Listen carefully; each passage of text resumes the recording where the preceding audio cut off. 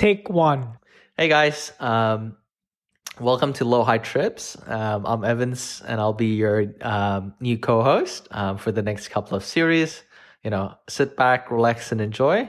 You'll be listening to this ugly voice for the next couple of episodes. But as always, much love, and don't forget to share Low High Trips. Have a good one, guys. Hey. All right.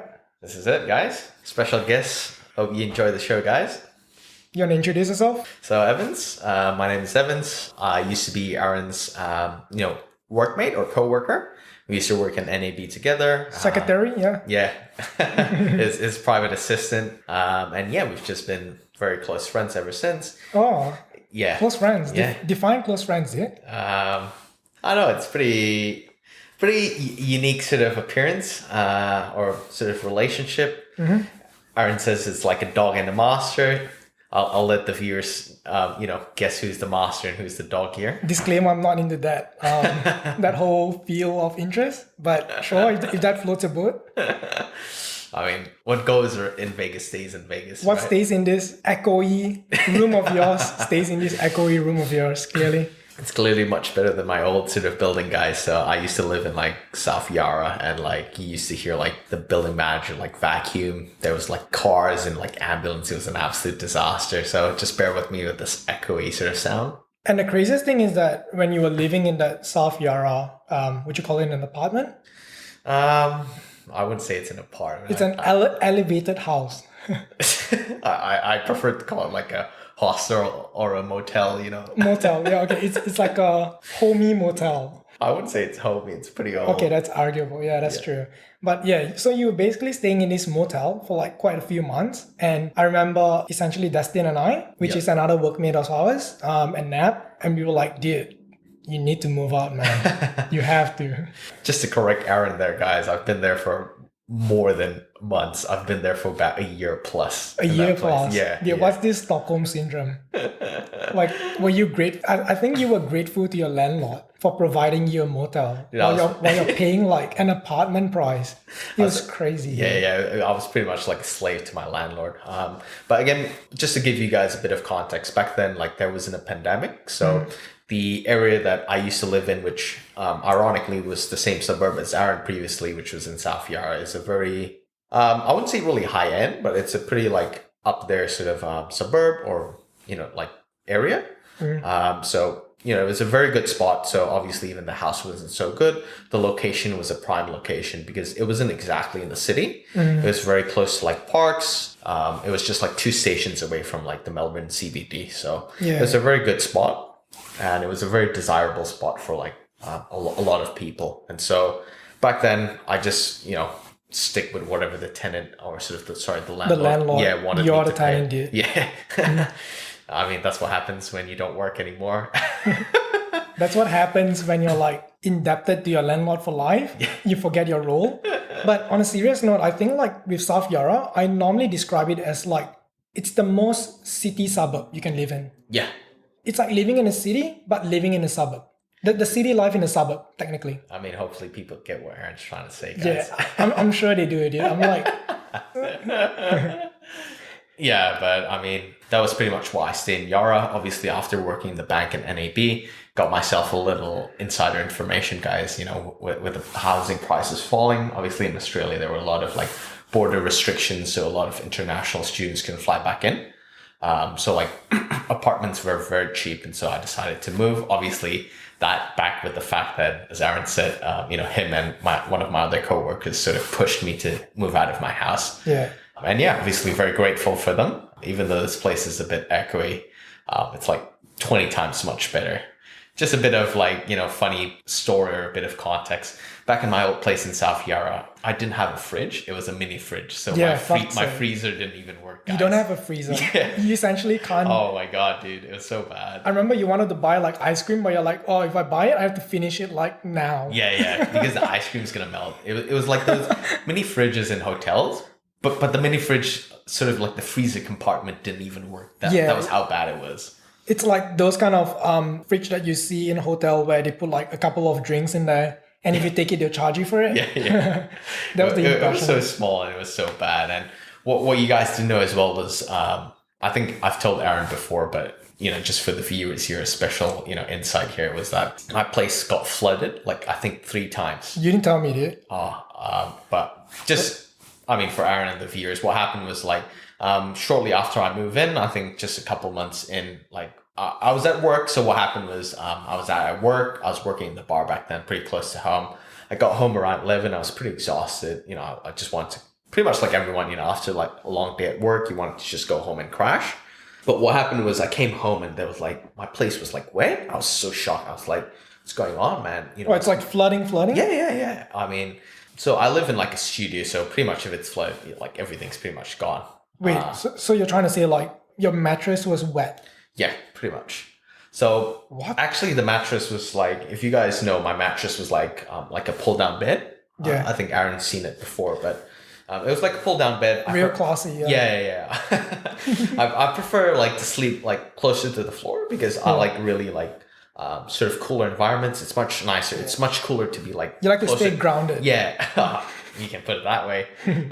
So my mattress was on the floor and like the place was flooded. Literally the mattress was wet.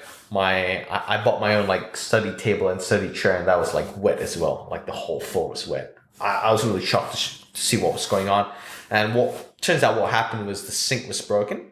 So the building that I used to live in was like a very old building. So the pipes were not working properly. It was like congested or clogged. But what happened was I was living on the first floor. So pretty much how the drainage system works or the water pipes work is that it goes from the top floor all the way to the bottom. And from my like place to the sewage pretty much. Yeah. So what happened was because like it got clogged, all the dirt from all the neighbors on top like exploded or like in your unit. Yeah, pretty much. So it threw up like all the dirt into my unit, which was absolutely disgusting. Okay, I just need to do a timeline check. So when did this happen before you move out? How many months? You see, the thing was, this didn't happen once; it happened twice. All right, so run me through the timeline of this. This was about, I'd say about 4 months in. Okay. And then it happened again. Luckily, in the first 4 months, this was close to like my graduation. But when my parents came over, this didn't happen. So luckily they weren't there and didn't have to clean it up. Obviously, it was annoying for me, but it happened. 4 months and then it happened again. But at least the second time to me, it wasn't a surprise. But obviously the landlord called the plumbing and the plumber and they fixed it. But obviously it's just annoying. It's just annoying. When you get a house, you expect it or like an apartment. Obviously it was a motel or a house. Yeah. Or a hostel, whichever way, you want to put it. It was just awful. It was just awful. Like it was such an old building. It was bad. I mean, that's like the least you can expect. You're paying for a place. You're expecting to at least like stay there without like swimming in your unit. I think that's like a building thing, like a swimming pool in there. Yeah, so it happened twice. Now the third one was a bit special. I told you guys it was like 3 times. Crazy. So the third one was not the sink. So what happened here was that it was a Saturday morning. Again, so annoying. After work, you just wanted to chill. It was on a weekend. It was in the afternoon. It was raining heavy. And I thought, suddenly what happened was my place is like an L shape and like it's a studio. So it's pretty much sort of open. But in my kitchen area, there's like a light. And suddenly what happened was like water started falling out of that light. From that light? Yeah. From that light. Jesus. I mean, you'd go insane, but I literally turned off all the lights and all the power. I was afraid to get electrocuted or some shit. Yeah. Or like just the whole place exploding. Yeah. I was like, what is going on, man? Is it like a leak or what's going on? I mean, I didn't know what was going on. Literally called my landlord. Apparently what happened was obviously my neighbor who lived on top of me, their washing machine broke. Didn't know, and it flooded my place. And, my landlord was like, my landlord's a okay kind of guy. It's nice that he's very responsive and he's very quick. But to begin with, in my opinion, as you said, it's like when you pay for a house, it shouldn't have to get to that point whereby, you have to be like doing all that stuff. But dude, and let's like be clear to like everyone listening as well. You weren't paying peanuts, right? Yeah. You're paying like a proper apartment price. Yeah, it was about it's alright, you don't need to disclose that. nothing to like be ashamed of, but I'm more than happy. It's about like 330 per week. Dollars, just to clarify, Australian dollars. Just to give you guys a bit of context, obviously when you live with someone else, like a partner, it's much cheaper. But when you're living alone, like 330 is quite a lot. To give you a bit more context, post-pandemic, after I moved out, because obviously it's such an old place and like, with the pandemic, it's very difficult for people to move around. The place dropped from about 330. It was selling for about 280. So pretty much like a $50 per week reduction in price. Still too high, dude. Given I'm going to be completely honest. $280 is still a ripoff. Obviously, for a complete like, rip-off. if you guys see the property itself, you'd be like, why is this guy even paying this price? Yeah, I think like your landlord should be paying you $280 per week to stay and maintain that place. I to make agree. that place I livable, agree. right? I agree. But yeah, it was an experience in itself. It was the first time that I moved out because pretty much my previous place, I used to live in the dorm of like Monash. Uni, right? Yeah, Yeah, uni. of course. So the accommodation was really good. So I never had really like much experience outside. The studio as well, I'm Yeah, assuming? yeah, that's right. Studio as well, but it was much cheaper. It was very good. But yeah, just a bit of background for you guys out there.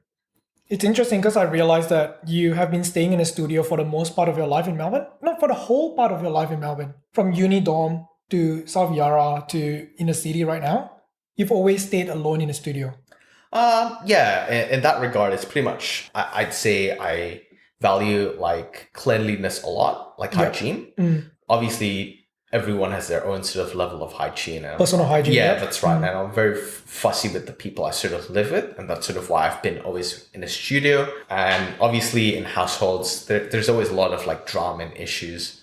Obviously not always, but there are certain cases that I've heard that, sparks a lot of drama. And I just don't want that kind of unnecessary baggage in my life. No, that's fair enough. I think like to stay with people, to stay with like housemates and friends, there's a lot of like give and take. Yeah, there's a lot of compromise. That's right. A lot of compromise, a lot of like meeting in between, like a middle ground.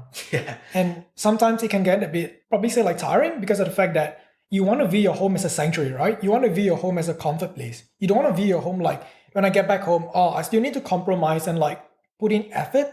Exactly. And by putting in effort, it's sort of like working when you're home as well. Yeah. So you're technically working like 24 hours. Pretty much. Just call me selfish. I just want things my own way. But that's Put it fair that enough way. though. Yeah. Probably a bit too selfish to say like people as well. Exactly. But there's one thing that I want to like reverse back and touch upon. But before I do that, I'm just gonna quickly adjust the microphone level right now. So wait.